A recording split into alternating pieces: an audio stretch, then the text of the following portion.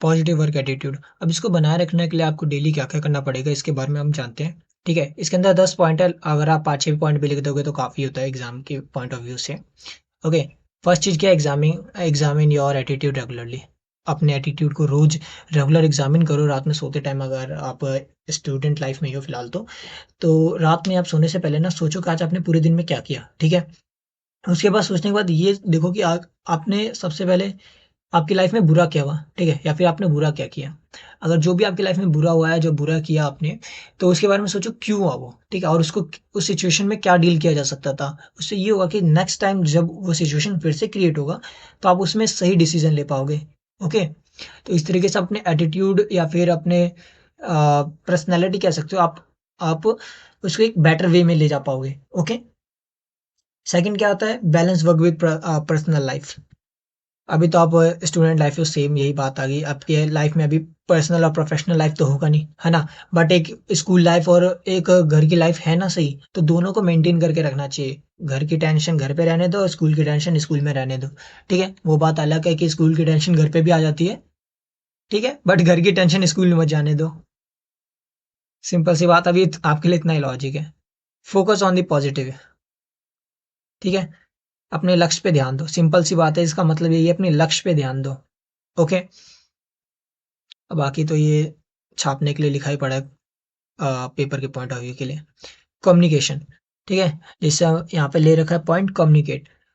अपने बात करने के तरीके को ना हमेशा बेटर करते रहो। अपनी लाइफ में ना देखो, हम अपने रिलेशनशिप में या फिर अपने फ्रेंडशिप सर्कल में किसी ना किसी से बात करते रहते हैं, ठीक है? तो अपने वे ऑफ कम्युनिकेशन को बेटर बनाते रहो। वहाँ पे मिसकम्युनिकेशन कभी भी नहीं होना चाहिए, क्योंकि अगर मिसकम्युनिकेशन होगा तो नेगेटिव स्प्रेड होता रहेगा आपकी लाइफ में, ठीक है? तो अपने कम्युनिकेट को एक इफेक्टिवली अच्छी तरीके से बनाओ, और एक अच्छा कम्युनिकेशन वही कर सकता है जो एक अच्छा लिसनर हो, ठीक है? Turn unaccepted changes into opportunity. इसका मतलब क्या है कि अनएक्सेप्टेड जो सिचुएशन क्रिएट होती है आपकी लाइफ में, उसको एक अपॉर्चुनिटी की तरह लो कि yes you can do it. क्योंकि अच्छे रोल देखो, अगर आपने देखा होगा ना कि थिएटर्स में अच्छे रोल जो बहुत भारी रोल होते हैं किसको दिया जाता है? हमेशा एक अच्छे एक्टर को। तो उसी तरीके से तुम भी सोचोगे तो तुम्हारी लाइफ क्या एक पूरी फिल्म है और आप उसके हीरो हो, ठीक है? केवल आप ही वो सिचुएशन में डील कर सकते हो, इसीलिए गॉड भी आपको ही वो सिचुएशन क्रिएट करके दे रहा है, ठीक है? तो इस तरीके से समझो कि तुम अपनी लाइफ की हीरो हो, ठीक है? Educate yourself. देखो, ये तो हमेशा करते रहना अपनी लाइफ में। मैं अभी भी अगर मैं भी अपनी लाइफ में जब जॉब अब तो करना पड़ता है, ठीक है?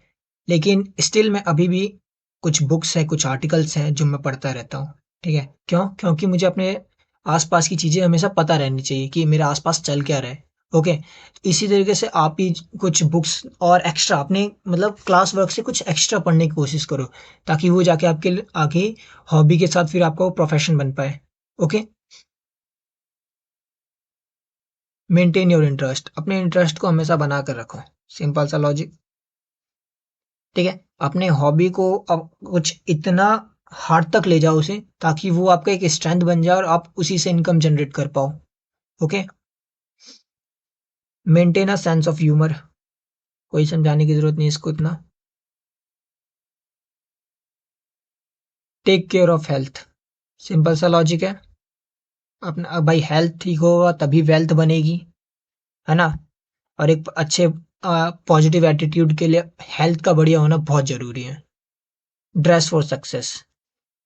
ड्रेस फॉर सक्सेस का मतलब ये है कि आप अपने सक्सेस की तैयारी करते रहो, हमेशा छोटे छोटे स्टेप्स लो और उसको एक लास्ट फाइनल टचअप दो, ठीक है?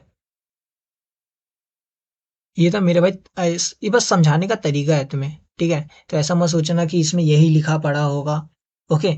मैं बस समझाना चाहता हूँ कि तुम अपने लाइफ में कैसे एक पॉजिटिव एटीट्यूड बना के रख सकते हो, क्योंकि आपके एग्जाम आने वाले हैं और आपको अब जरूरत है इस चीज की, ठीक है? और जो मैं बता रहा हूँ ना, उसको आप पेपर में लिख सकते हो, कोई मार्क्स नहीं काटेगा आपके। डिफाइन एटीट्यूड, ठीक है? Describe how attitudes and personality are related. Can we change our personality by altering by attitude? Simple सी बात है, यस। आप एटीट्यूड को डिफाइन कर सकते हो, एटीट्यूड क्या होता है, अभी दिखा देता हूँ आपको यहाँ पे।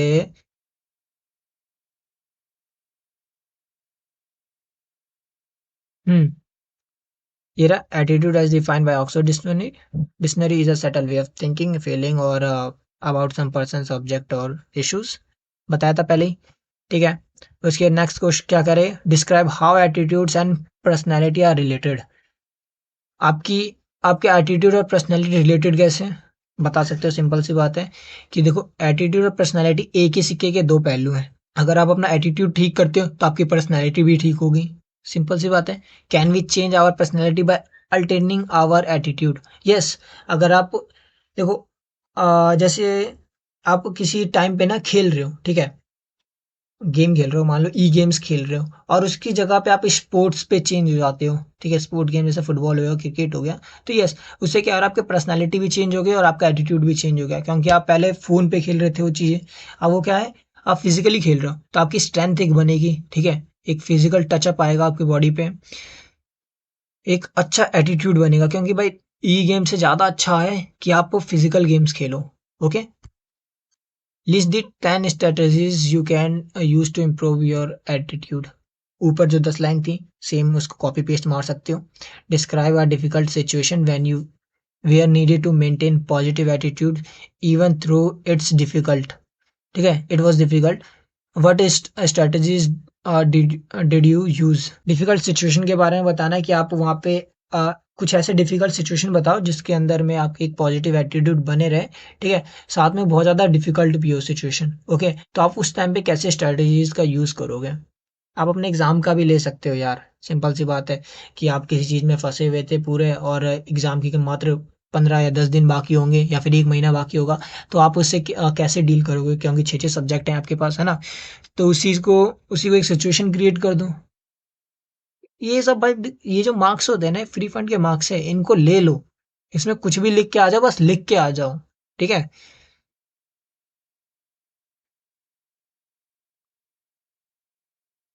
Creating first impression and grooming. Grooming के बारे में तो आप सब जानते हैं कि ग्रूमिंग क्या होता है ना। और उसके बाद है क्रिएटिंग फर्स्ट इंप्रेशन। ग्रूमिंग से ना आपके देखो, पहला फर्स्ट इंप्रेशन बनता है और first impression is the last impression, ठीक है। स्टार्टिंग के 10 सेकेंड है ना, आपका फर्स्ट इंप्रेशन क्रिएट करता है कि आप किस तरीके के बंदे हो, ठीक है। अगर वो फर्स्ट इंप्रेशन आपका खराब हुआ तो मान लेना चांसेस बहुत कम है, ठीक है।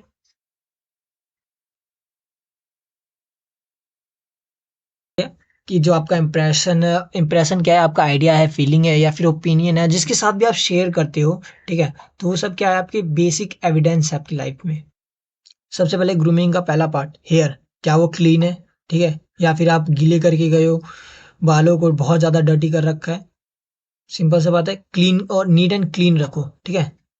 स्टाइल, थोड़ा सा ये भी देखना कि कॉम होना चाहिए, है ना, बाल क्या होता है ऐसे कई बार बिखरे हुए भी होते हैं, तो कॉम होना चाहिए, एक वेल कॉम। शूज, क्या वो पॉलिश है, सही कंडीशन में है कि नहीं है, नेल्स क्लीन है कि नहीं है। कॉस्मेटिक, थोड़ा मेंस में तो कॉस्मेटिक बहुत कम यूज होता है, लेकिन हल्का फुल्का जो भी क्रीम वगैरह हम लोग लगाते हैं, जेल, ये सब कॉस्मेटिक में आता है, ठीक है। परफ्यूम, आपके अंदर से कैसी स्मेल आ रही है, कहीं आपके स्वेट्स की तो स्मेल नहीं आ रही, आपने स्मोक कर रखा हो उसकी स्मेल तो नहीं आ रही, तो परफ्यूम भी बहुत जरूरी होता है। फेशियल हेयर्स, फेस पे हमें हमारे कई बार क्या होता है ना कि बहुत हेयर आ रखे होते हैं, ठीक है, नॉट अबाउट बियर्ड, बियर्ड से ऊपर जो चिक्स होते हैं ना, वहां पे भी हल्के हल्के हेयर्स होते हैं, तो हमें जब आप बियर्ड्स में जाते हो तो उससे भी थोड़ा सा क्लीन करवा लिया करो, ठीक है। टैटूज, इंटरव्यू में हमेशा याद रखना कि आपके टैटूज विजिबल नहीं होने चाहिए, अगर वो छुप सकते हैं तो उसे छुपा लो, दिखाने की जरूरत नहीं होती, ठीक है, क्योंकि वो बैड इंप्रेशन क्रिएट कर रहे होते हैं। Okay. Piercings, remove all facial and body piercings for women.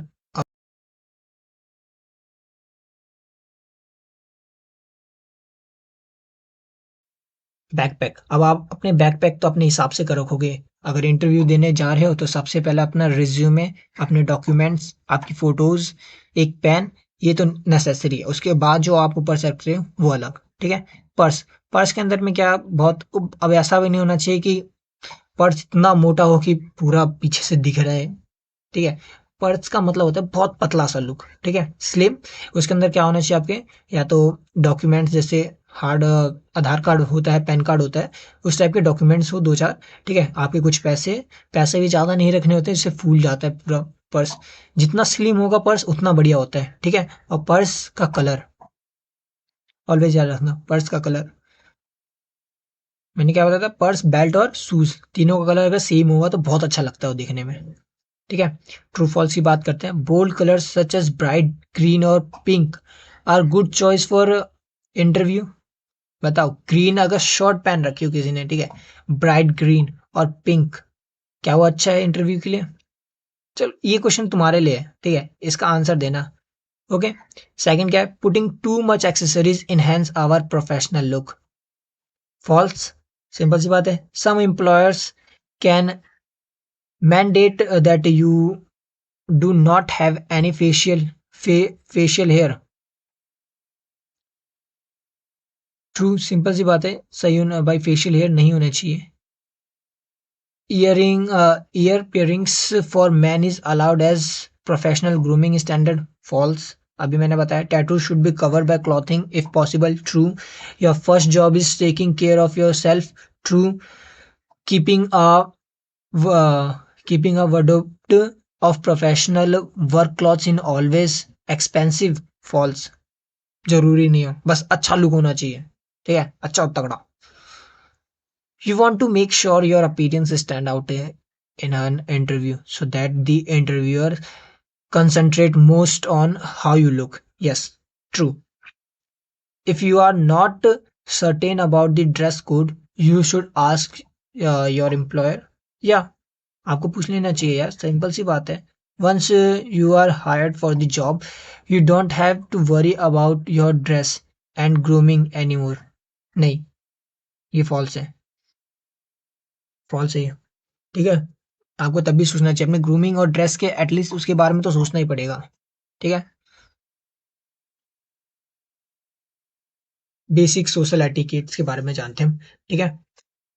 Social etiquettes actually में आपके जो सोशल बिहेवियर है ना, जहाँ पे आप रहते हो, आप वहाँ पे किस तरीके से बात करते हो, किसको रिस्पेक्ट से बात कर रहे हो, किसे नहीं कर रहे हो, आपके मैनर्स, आपका बिहेवियर, मतलब सब कुछ आ जाता है, ठीक है. जिस तरीके से आप बात कर रहे हो, जैसे उन लोगों के साथ में हो, वो लोग आपको किस वे ऑफ में देख रहे हैं, ये भी बहुत चीज मेजर कर जाता है वहाँ पे, ठीक है. तो इस चीज़ का हमेशा ख्याल रखना कि जो अपने सोशल एटिकेट्स है एटलीस्ट उन्हें तो अच्छा बना के रखें हम, ठीक है, ताकि जब हमारा बुरा वक्त चल रहा हो तो हम उनकी हेल्प ले पाए. Okay. Work office etiquettes, simple सी बात है. कुछ अगर ऑफिस की बात चल रही है तो ऑफिस में भी कुछ एटिकेट्स होते हैं. आप कहीं पे खड़े हो, कैसे, जैसा हम प्लेग्राउंड में खड़ी नहीं हो जाते थे, हाथ पीछे करके आराम से मस्त देख रहे हैं, है ना, आगे की ओर, ऐसा नहीं हो सकता वहाँ पे. आपको वहाँ पे एक प्रोफेशनल मैनर में खड़ा होना पड़ेगा, ठीक है. अगर किसी से आप बात भी कर रहे हो तो ज़्यादा वहाँ पे उछल कूद नहीं होता. कहीं भाग के इधर जा रहे हो, कभी भाग के उधर जा रहे हो, तो ऐसा ऑफिस में नहीं चलता, ठीक है, हमेशा याद रखना. ये चीज़ एक्सपीरियंस से आएगी, ठीक है तुम्हें. लेकिन एक चीज़ याद रखना कि वर्क एटिकेट भी होता है. ओके. पर में लिखने के लिए, ठीक है. ये कुछ पॉइंट्स है जो उन्होंने बताया है. पहला तो हमेशा टाइमली रहो, मतलब पंक्चुएबल रहो हमेशा, ठीक है. Second, be polite. किसे? Learn office politics. Office politics के बारे में हमेशा याद रखना, क्योंकि वहां दुश्मन आपके बगल में होगा लेकिन आपको पता तक नहीं चलेगा, ठीक है, याद रखना. Understand the 4 unwritten rules of business, ठीक है.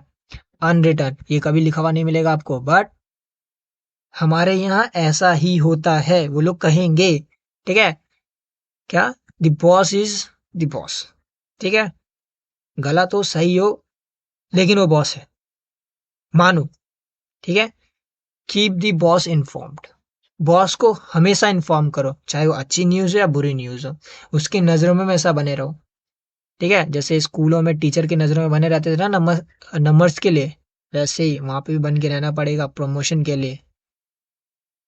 Never go over the boss. Boss के ऊपर जाने की कोशिश मत करना. अगर बॉस ने कह दिया ये काम करना है तो यस करो, तुम भले वो से नुकसान क्यों ना हो रहा हो, लेकिन करना पड़ेगा.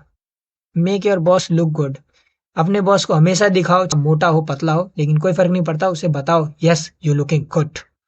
Okay, that's it. ये चीज हमेशा याद रखना, प्रमोशन के लिए लिखा गया है साफ कि अगर आपको प्रमोशन चाहिए वर्क फील्ड में, तो आपको ये 4 चीजें हमेशा याद रखनी पड़ेंगी, ठीक है? Adopt a can do attitude. अगर अगर आपको किसी चीज़ कोई ऐसा एटीट्यूड आपको पसंद नहीं है जो करने से, लेकिन उससे आपके लाइफ पॉजिटिविटी में जाएगी, तो उसे ज़रूर अडॉप्ट करो। आप अपने उन चैलेंजेस और अपॉर्चुनिटीज़ को हमेशा डिस्प्ले में रखो, जिससे आप एक वैल्यूएबल और क्रिएटिव पर्सन दिखो सामने वाले बंदे को। Okay, be flexible. एक जो क्वेश्चन है ना, ठीक है, मैंने आज तक तो अभी काफ़ी इंटरव्यू दे चुका हूँ मैं, तो मुझे एक चीज़ पता चला, वो लोग ये क्वेश्चन हमेशा पूछते हैं कि आप ग्रुप में काम करना पसंद करोगे या टीम में? तो ज़्यादातर बंदे टीम का आंसर देते हैं, है ना? सिंगल का तो आंसर कभी मत देना, क्योंकि फिर वो सोचेगा कि आप टीम के साथ में काम नहीं कर सकते हो, तो टीम वर्क। फिर वो पूछता है ना आपसे कि टीम मेंबर्स आप क्या कैसे चाहते हो कि कैसे बनते हो? ठीक है? तो सिंपल सा आपका ये आंसर होना चाहिए कि मैं किसी भी बंदे के साथ में काम कर सकता हूँ, ठीक है? I am very versatile person. उसी चीज़ को यहाँ पे लिखा गया है, बी फ्लेक्सिबल, मतलब हर एक बंदे के साथ आप काम करने में फ्लेक्सिबल रहो, ठीक है? कि पता नहीं कोई बंदा अच्छा भी होगा, कोई नहीं भी होगा, तो उसी हिसाब से आपको अपना बातें वर्क का कॉम्बिनेशन बनाना पड़ेगा, ठीक है? ओके? गिव क्रेडिट, हमेशा याद रखो क्रेडिट देना सीखो। अगर आप बॉस की नज़रों में बनना चाहते हो, तो सीखो क्रेडिट देना, ठीक है? क्रेडिट देने से क्या होगा कि सब लोग आपकी एक तो रिस्पेक्ट भी करेंगे, ऊपर से आपका नंबर भी बनेगा वहाँ पे। Do not differentiate.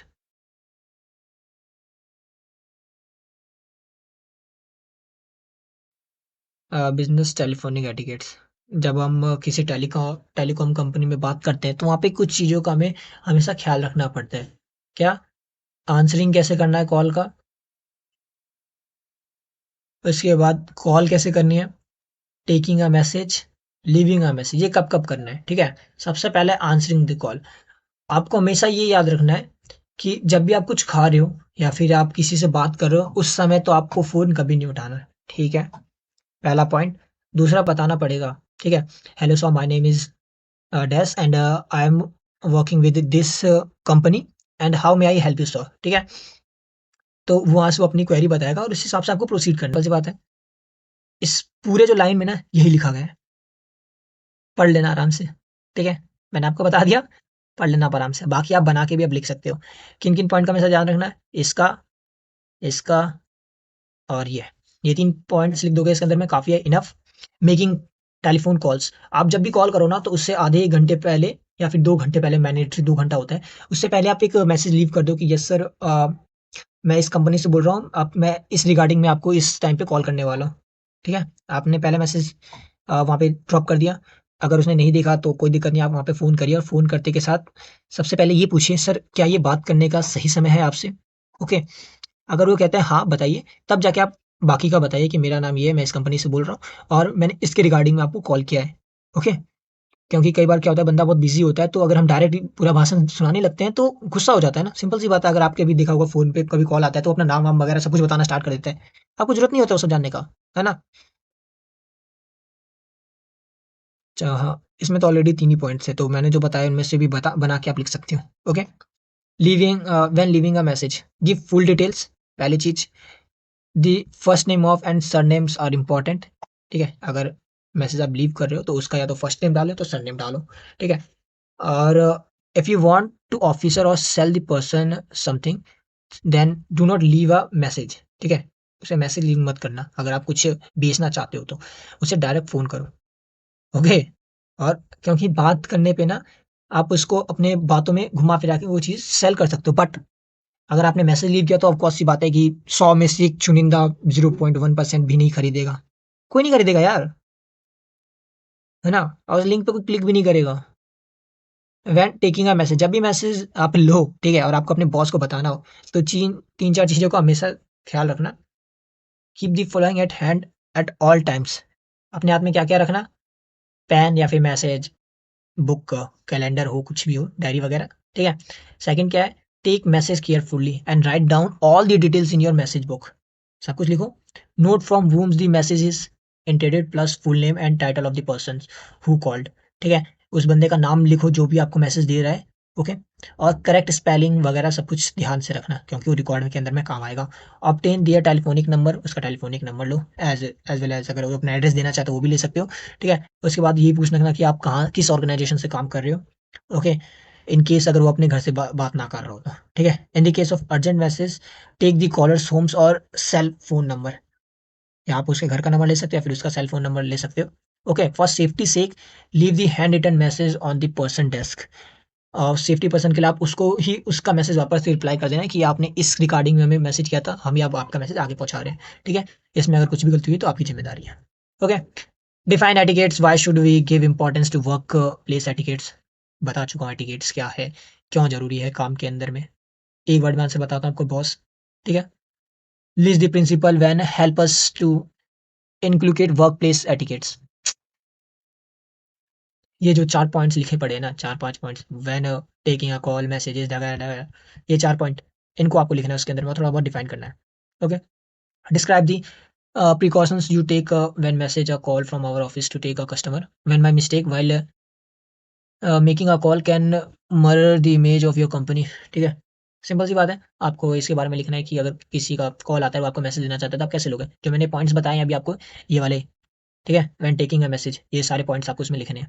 शॉर्ट करके भी लिख सकते हो या फिर आप ऐसे लिखना चाहो तो ऐसे भी लिख सकते हो। ओके, वेट अ सेकंड, मैं एक चीज़ देखना चाहता हूँ इसके अंदर में कि अभी यार कितना है ये। Okay, okay, not bad. Last point पे है पॉजिटिव बॉडी लैंग्वेज। तो आज जब आप अपने पूरे शरीर से बात करना स्टार्ट कर देते हो ना दूसरे बंदे को, अब देखो पूरे शरीर से बात करने का मतलब क्या है, आपका eye contact, head, hands, leg, sitting style, walking style, ये सब आपका एक पॉजिटिव बॉडी लैंग्वेज में आ जाता है। ओके, और एग्जाम में छापने वाले बंदों के लिए ये है line. Okay, it is called gesture communication और काइनेसिस। वो आपसे ये भी पूछ सकता है कि गेस्चर कम्युनिकेशन क्या है और वर्ड क्या है काइनेसिस, इसका मतलब क्या है। ठीक है, तो याद रखना काइनेसिस क्या है, गेस्चर कम्युनिकेशन ही है। 1 मार्क्स में भी पूछ सकता है, जो अभी एमसीक्यूज चलते हैं उनके अंदर में ज़्यादातर ही पूछा जाता है। और ये सब क्या होता है, बॉडी लैंग्वेज होता है। ओके, सबसे पहले आई कांटेक्ट कैसा होना चाहिए आपके अंदर, भाई कहते हैं आंखों से आंखें मिलाकर बात करने वाली। ओके, सेकंड क्या है, पोस्चर। बोलो पोस्चर हाय। ठीक है, ये मैंने कहीं सीखा है, बताऊंगा बाद में कहा। ओके, तो पोस्चर आपका कैसा होना चाहिए, साथ छाती तनी हुई दोनों पैर मिले हुए और प्रार्थना के लिए सावधान, बिल्कुल ऐसा पोस्चर खड़े होते टाइम। ठीक है, और अगर आप बैठे हो तो सिटिंग पोस्चर तो सबको पता ही होता है कि कैसा होना चाहिए। ठीक है, पीछे हमारा जो बैक चेयर होता है उससे आपका मिलना नहीं चाहिए, पहली बात ये। या तो फोटो तो आपको दिख ही रही होगी है ना, इस फोटो में देख रहे हो, आगे की ओर पैर। ठीक है, और हाथ आपके थाइस पे और पीछे का जो बोन होता है एकदम स्ट्रेट। ठीक है, हेड पोजीशन जब भी हम किसी से बात कर रहे हैं उसकी तरफ हेड होना चाहिए। ठीक है, हेड, आर्म्स और लेग सारे, अगर हम स्टैंडिंग पोजीशन में तो उसी साइड होने चाहिए बात करते समय, अगर हम सिटिंग में तब भी उसी के साइड होना चाहिए।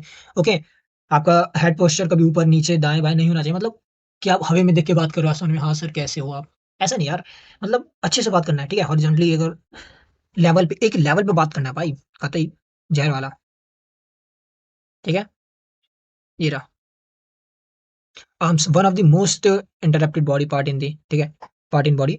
तो मैंने अभी ये बताया आपके कि हेड्स और आर्म्स और लेग्स। ठीक है, ये 3 चीज़ें, ये कैसे होना चाहिए, जिससे हम बात कर रहे हैं उसकी साइड होना चाहिए हमेशा, ताकि उसको लगे yes we are comfortable to talk to him, और उसे बुरा ना लगे भाई, है ना, बुरा लग जाएगा तो बुरा मान जाएगा ना वो कोई सेंस नहीं इस बात का, लेकिन देखो इस बात का सेंस है। In general term, the more outgoing you are as a person, the more you tends to use your arms with big movement, crossing your arms is no in meetings और at the interview, as it can be interrupt in being passive or aggressive or close suggestion। Okay, और आपको लिखना है अगर question के अंदर, मतलब exam के अंदर में लिखना है तो आप इस पॉइंट को लिखना, यहाँ तक।